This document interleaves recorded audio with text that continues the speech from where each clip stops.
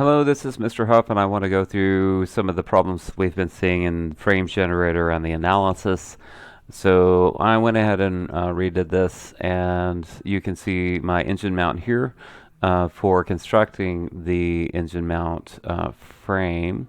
I selected ANSI material, and I selected a tubular frame. It was 1.5 inch by zero point 0.2 inches.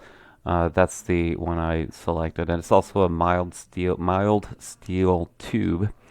So you can see that I filled in the frame here, and I mitered all of the connections where the mitered and trimmed the faces of all of the tubes connecting to these mount plates. So it should look kind of like this when you're done. So if we kind of rotate that a little bit, you can see that nothing is puncturing, and you have the yellow marks showing where everything is connected and how the frame is related to the structure. So now we get to the problems. So I'm going to go to design, and I'm going to start a frame analysis.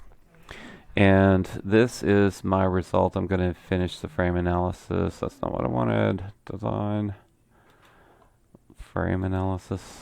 Okay. So I have nodes and things displayed, so I'm going to turn some of that off. What you should see, so this is kind of like the 6G simulation. So let me run that for you. Hang on, let me zoom in here.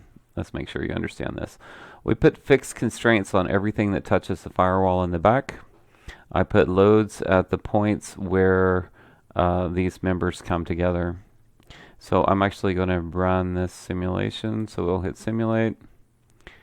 And this is what it's going to pop up. It comes up and says, ooh, there's a solver message. And you open it and it says separate structure. And it says there are some solver messages. Results can be invalid. Okay, so I did a little bit of research because I was getting the same thing you guys were getting. Your models should be changing like this. It should show that all the members are involved. If they're not, you haven't constructed it properly. But this separate structure error is telling us that this middle piece, so if we cancel that and I hit the finish frame analysis, no, I don't really want to do that right now. So that's telling us this middle piece is not connected to the rest of the frame in any way. So it's finding, as far as the inventor simulation is concerned, it ignores the firewall. So it considers this piece a separate structure from the rest of that. And if you look at it, it is a separate structure. So what we're going to do to resolve that so it doesn't have a warning, you could choose to ignore it because it's just a warning saying, there's something weird going on here. We've identified the weird thing. We know what's happening. But if you don't want to get that message at all, we're going to go look at this button here. And it says add a rigid link. So we're going to choose that. And I'm going to choose this center node at the top as my base. And then that's the parent node. Then I'm going to choose the child nodes here and here. So what it does is it adds this represents a model of the engine that would actually be attached. So it's saying that when this moves, these are all connected together.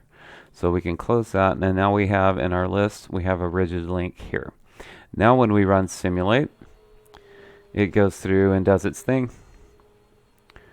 And we can see that there's no error at all because these three are moving and these three are connected through this rigid link.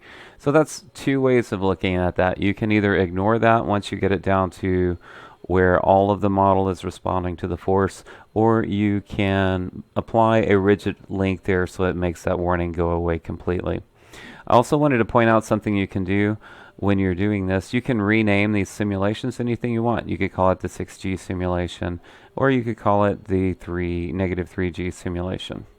So that's a little bit about dealing with that error. But again, you should see that your frame is responding uniformly across whenever you run the simulation. All right, that's enough. Thanks. Bye.